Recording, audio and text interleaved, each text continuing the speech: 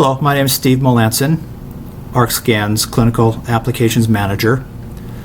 I would like to walk you through the process on how to obtain Insight 100 ultrasound scans by using the manual range finder.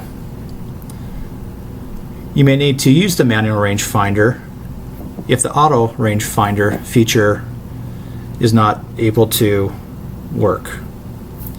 If this happens, you will receive a message saying the auto rangefinder has failed. You just click close and then proceed to set up the manual rangefinder mode. A couple of reasons why the auto rangefinder may have a challenge is that one, its auto pupil centration and detection feature may be facing a challenge. And secondly, the ultrasound transducer may be having a challenging time detecting the anterior capsular surface. So going to the pupil or the automated pupil detection and centration,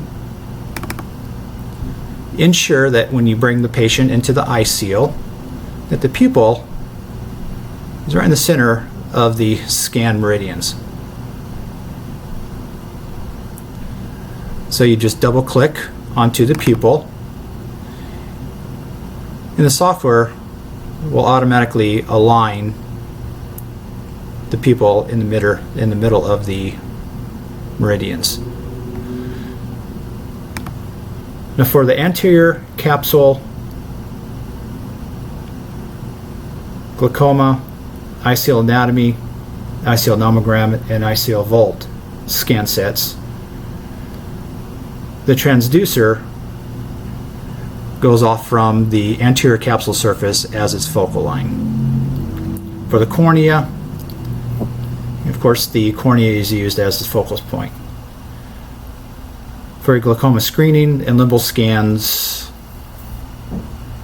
the focus line will be the limbus.